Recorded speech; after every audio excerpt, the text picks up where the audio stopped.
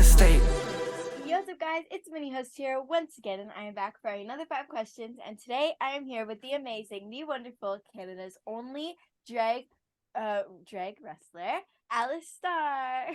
What's up, Minios? Hi, how are you? I'm great, actually. I'm enjoying this nice weather that's finally coming through because I hibernate in the winter, so I'm over it. I'm ready for the nice weather, the sun. Yeah, me too. I am so over the winter. I hate winter so much. All right, question number 1. How does it feel to be Canada's first drag queen wrestler? It feels incredible. And sometimes when I say it out loud, it's really hard to grasp that. Of course, drag has kind of always been within wrestling. If you really look at it, they're two of the same thing. It's performance art, it's personas, and it's entertainment. But to hear that regurgitated often, Canada's first and only drag queen pro wrestler is it's phenomenal, and I can't wait to share the art form of drag with wrestling fans, and that's something that a lot of people aren't exposed to. Yeah, for sure, 100%. And you're a great wrestler. So good. Number 2, I know you refereed for a bit. What made you want to change to wrestling? Yeah, that's a great question. So I was refereeing just because I had some of the opportunities that I was granted, including being able to ref for Impact one night. Now that was pure happenstance, but at the same time, I was kind of known a little bit of refereeing here and there. I got the opportunity to ref in the United States and Canada, and so for me. I've always wanted to be a wrestler. I respect referees so much, and they're integral to the art and the sport of wrestling. But for me, my heart lied within the actual matches themselves of being a wrestler, and so I decided to kind of keep my focus on that and pursue that path. For sure. Number 3, how was your experience on the docuseries Drag Heels? It was incredible. I learned things about other people that I would have never known, and I learned things about myself that I would have never known. In this process, we had to become vulnerable. We had to share stories that we ourselves had buried deep, deep within us.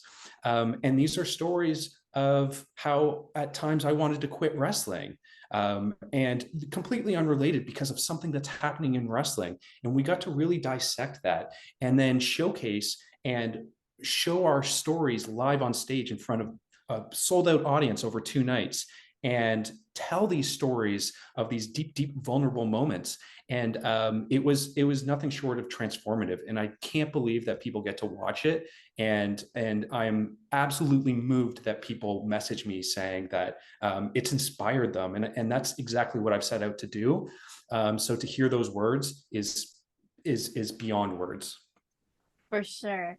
Number 4, how is your recovering going currently? Yeah, it's slow. So I do have a knee injury, and that's why I'm not wrestling right now. And I would have absolutely loved to capitalize on the moment of Drag Heels. Here it was, on Out TV, available in Apple TV and Amazon Prime, and all of these different really popular outlets, and available around the world too. Yet here I am with an injured knee, and so it's very, very difficult, but I'm taking all the steps I can, because the one thing that I want to do is get back in that ring and visit every single city, because if I'm able to change at least one person's life, then it's all worth it. And so wrestling is an avenue that I think that I have an opportunity to do that. Yeah, for sure. That's amazing. I love that. And the 5th and final question, what are your thoughts on Rick Steiner's actions at WrestleCon? Yeah, I could probably sum it up into one word: deplorable. It's a backwards view. I don't agree with what he said, what he did. Obviously, this is a very hot subject, and there's a lot of political talk in the United States about trans people and drag queens in general. Listen, I might not be able to wrestle in Tennessee or in Florida or some of these states where drag queens and trans people and queer people are under fire. So for a wrestling legend like like the Steiner brothers, everybody knows who they are. It is pretty disgusting, and I feel for anybody that has to kind of encounter those situations, especially in a public setting. But yeah. Yeah, me too. I found that it was so sad, like that people are still kind of not understanding the new like place that we're in and how people want to, Yeah. show themselves and who they really are. Yeah. But to jump in the last little bit there, at the end of the day, everybody who has these people that have these views and are not conforming to the new style. It's not even a new style. This is, trans people have been around forever, and what I can kind of just bookend it with is saying, no matter what someone thinks, I personally am always on the side of someone can change. And so if he's willing to understand different points of views and understand that wrestling is different and society is different, then I would be accepting of an apology or anything of that sort. Of course, I don't have the authority Giselle Shaw does, but yes. Well, yeah, it's just sad to see that there's people that are out there like that, but unfortunately, hopefully they do change. Exactly. Well, thank you so much for coming on 5 Questions. I really appreciate it.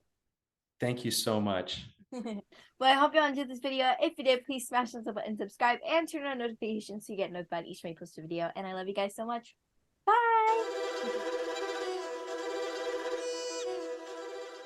Thank you so much for listening. Don't forget to tune in next week for another great episode on all available podcast platforms and hosted on Podbean. Also, check us out on YouTube at Straight Talk Wrestling, on Instagram at Straight Talk Wrestling, on Facebook at Straight Talk Wrestling, and on Twitter at _Straight Talk. And if you feel the need to buy some sweet merch, check us out on ProWrestlingTees.com.